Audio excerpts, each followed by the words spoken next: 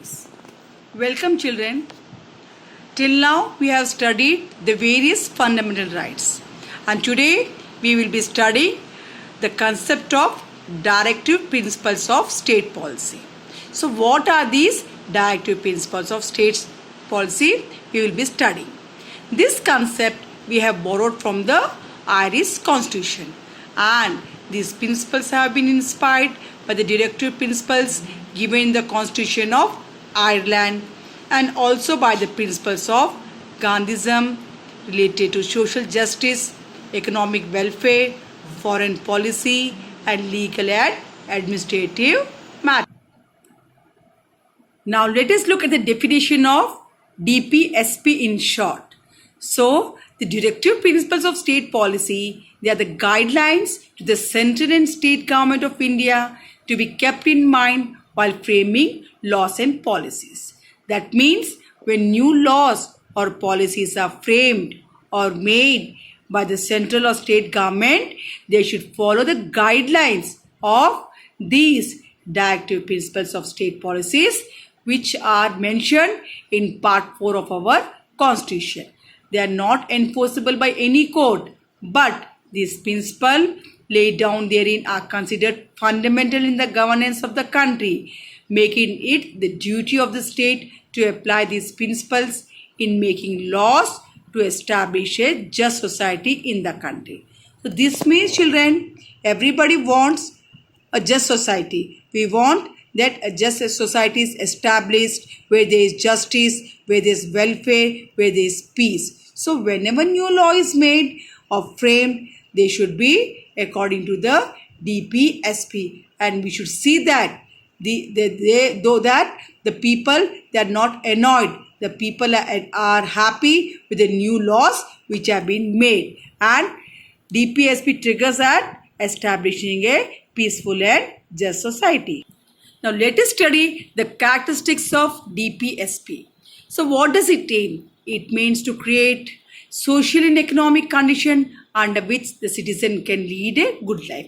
Basically, the conditions, economic conditions or the social conditions should be such a good that the people can lead a good and peaceful life.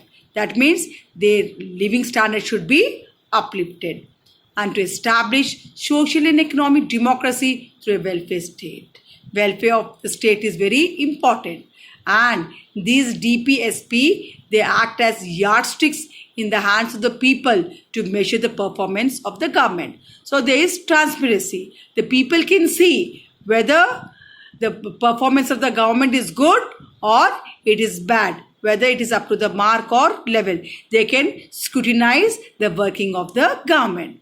And the directive principles are not justiciable rights of the people. So we can't say that they are fundamental rights, but still the new laws which are made, they should be according to the guidelines of DPSP, and they are fundamental in the governance of the country. So whenever any government, say the state government and central government is ruling the country, the citizens have the right to see that whether they are following the guidelines of directive principles of state policies or not. Children, these directive principles of state policies, they are not legally binding. That means the government is obliged to make the laws according to the guidelines, but we can't force the government.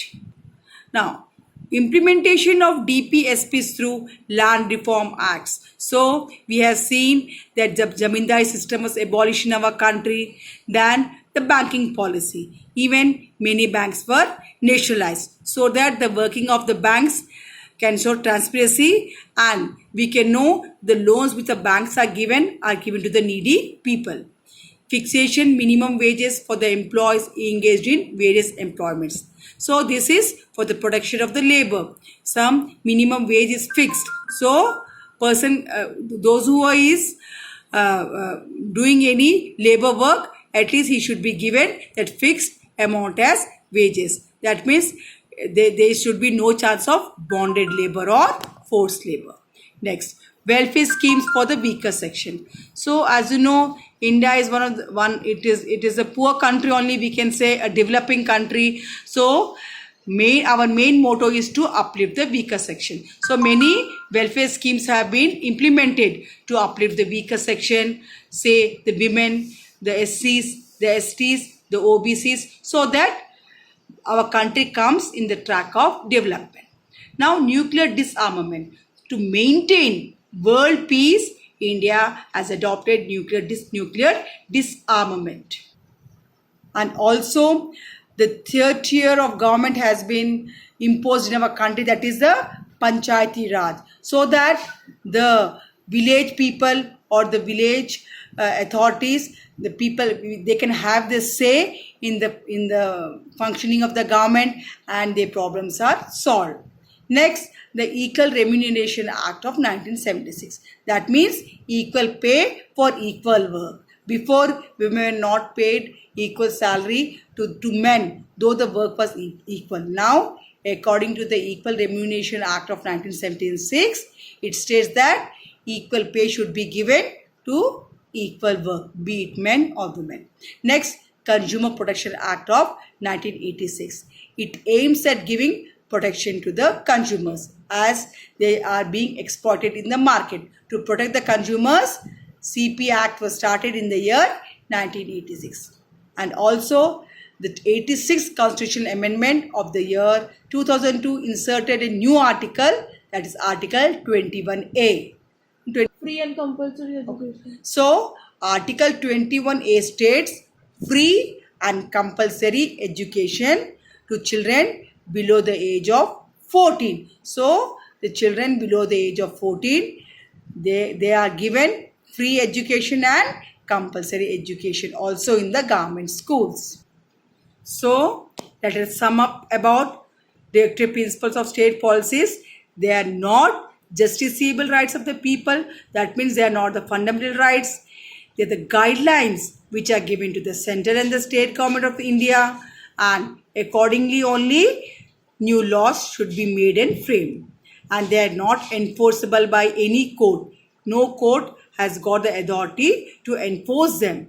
They are considered fundamental in the governance of the country. So that means they are primary in the way the government is governing the country, and it is a duty of the state to apply these principles in making laws to establish a just society in the country. It also sees that the state government or the central government, it applies these principles when new laws are made, so that there is no tension in the country. So the laws which are new, the new laws which are to be made should be to establish a very justice-loving society. It should mean for the welfare of the people.